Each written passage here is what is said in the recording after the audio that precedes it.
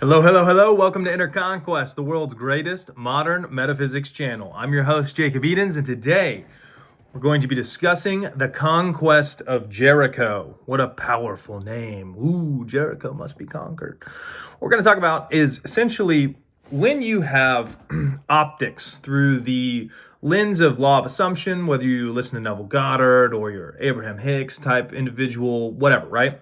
Today we're going to go more law of assumption, right? So what law of assumption is any state inhabited must manifest, unseen to seen, reflect in the external world, right? So a good example would be like if you put yourself into a state of anger, you're going to connect with people, places, and circumstances that showcase you are angry. If I go into a coffee shop and I'm like, I'm going to beat everybody's ass, right?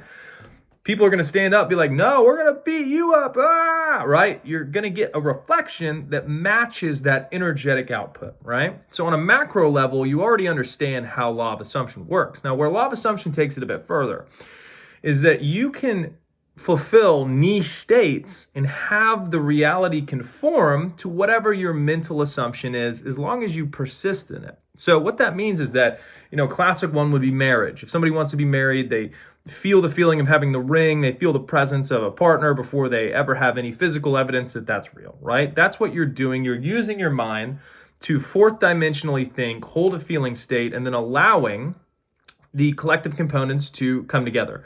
The purpose of holding a feeling state and putting emphasis on holding the state is because the state is the root cause of manifestation, right? So if you have awareness of what the pearl of great price is, the pearl of great price is simply put, I am is the Lord and I am is the causation of all things. And what I am correlates to is who you are being is reflected back to you by what you could call a third dimensional reality, right? So as you understand the conquest of Jericho, what that means is that, I'll just simplify it. There's two aspects of your consciousness, spy and a harlot.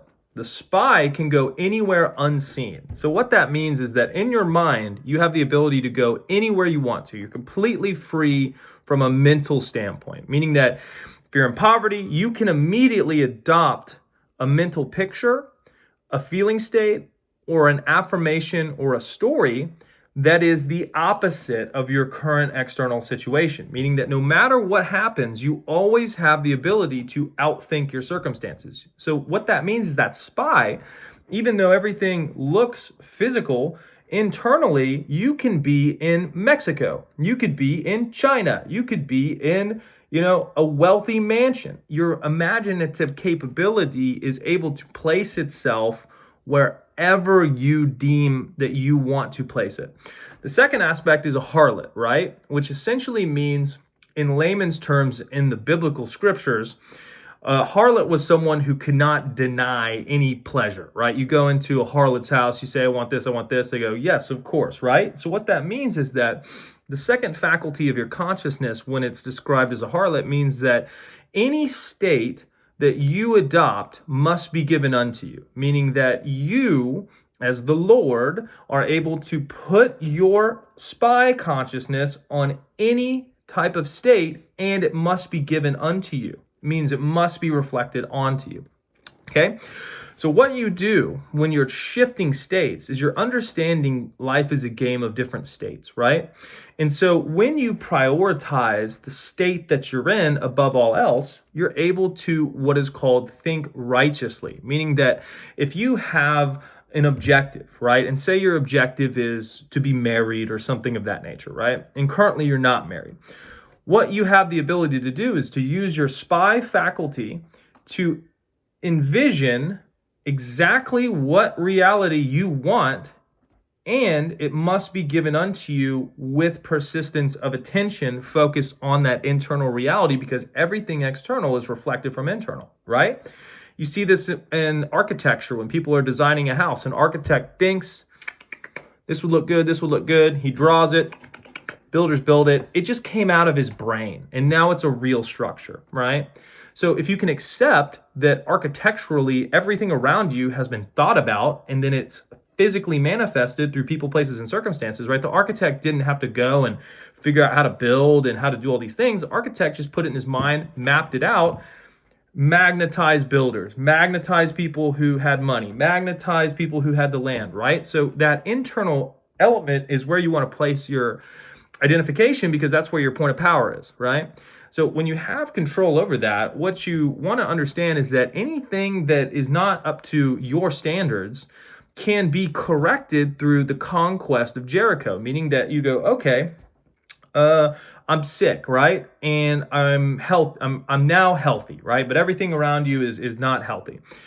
Internally, you find a scene, a feeling state, an affirmation that is implicative of what you want, and you go directly in your mind to the center of that state as if it's happening now, right? Knowing that that state must be given unto you, what that does is it kills belief in second causes.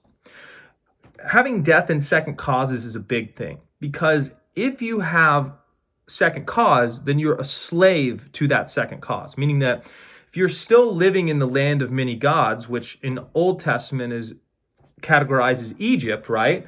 Think about this. Oh, I want to be fit and healthy. Well, I got to go get a diet plan. I got to go work out. I got to go get a trainer, and then I can be fit and healthy. But until I do all those things, I'm not going to be fit and healthy. Do you understand the lack of logic that comes with that? Because a healthy person is in a state of consciousness. Consciousness is awareness, a state of awareness of being health. Their being is structured in alignment with health. And what happens is all of those things are byproducts of that identification with that state. I'm a healthy person, so I eat healthy. I'm a healthy person, so I do healthy things. It's backwards. You can't do something to get something. You have to be the thing and allow the things to unfold as the ideal, or else you're always chasing to get to the ideal, right? So when you claim I am this, or I put my awareness on this as if it's happening the way I want to, I'm being that thing, right? You just want to elevate your strategy, and strategy is just prioritization. When you have a strategy, it's just you do certain things first, right? So the optimal strategy for thinking fourth dimensionally is to always prioritize being in the state that you want to be, because everything comes out of states. Manifestation is just like everything physical around you are just byproducts of the states that have been inhabited and focused upon and thought about, right? So if you can put at the top of your list daily thinking from optimal states of consciousness, then everything has to reflect optimally. So it's really a cheat code, right? And if you want to take a law of attraction standpoint, you look at someone like Abraham Hicks, they're always talking about feel good, feel really good. And while feeling good is not necessary to change the conditions, you would agree that your ideal of state of consciousness feels really good, right? Why do you want a new state of consciousness? Because this one doesn't feel good.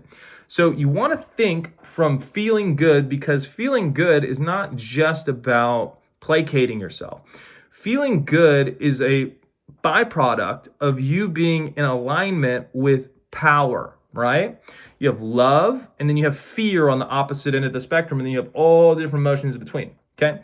So if you're in fear and you're not feeling good, it means that you're desynced with yourself, which is raw substance-wise, unconditional love and pure unmatched potentiality. So if you're in fear, it means that you have some type of perceived limitation on yourself, right? So if you're thinking from a state of perceived limitation, then you're not really able to create exactly what you want, because you're limited and constrained, right? So a good example of this would be, I want to make $1 million, but I only make $80,000 a year, so I can't work enough hours to make $1 million, so I'll never be a millionaire. See how those logic traps, even if somebody won't say that out loud, they may have that subconscious belief, and a belief is just a thought that you keep focusing on and repeating until it becomes non-contradictory. So if you have an unconscious, non-contradictory, inhibiting, limitation-based belief, then you're going to run into that over and over and over again, and it's going to create what's called resistance. the way that you get rid of resistance is by outthinking everything. So if you run into something, you're already putting your mind in the center of the city, in the center of Jericho. You're already seeing it as resolved no matter what's happening externally, because you understand that that's just a reverberation of the way you've been thinking and the way that you've been feeling. So if you can train yourself to prioritize the states that you want to be in, and you can rapidly shift or bounce or pivot off of unwanted states, engage your reality from a state-based awareness, then number one, you have the ability to put yourself into any state that you want. And number two, it has to be given to you because of that harlot component of your mind.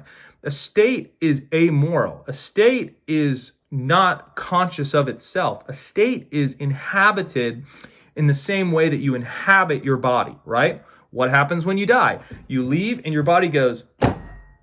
So when you inhabit your body, you are animating and bringing to life your body because you are the source of life. So when you inhabit anger, anger comes to life. When you inhabit wealth, wealth comes to life. So it's really about placing your awareness, your identification, and focus. And focus is selective ignorance. So you have something that you don't want, you go, nope, that's not me, this is me, right? So you focus back in on the ideal state that you want, and you don't waver, because law of assumption, whatever state is persisted in will harden into facts. When you have the ability to shift states, you always have the ability to go to a more generalized, powerful position. If something isn't working out the way that you want it to, and there's too much momentum on the different details of these things going counter to what your ideal is, sometimes it's better to remove your awareness completely from that thing and to focus as a feeling good, power, everything's going my way, everything keeps getting better and better and better. I'm the man, I'm the woman, I'm crushing, everything keeps getting better and better and better. I keep winning, everything keeps getting better and better and better. I'm feeling really good, I'm feeling really powerful.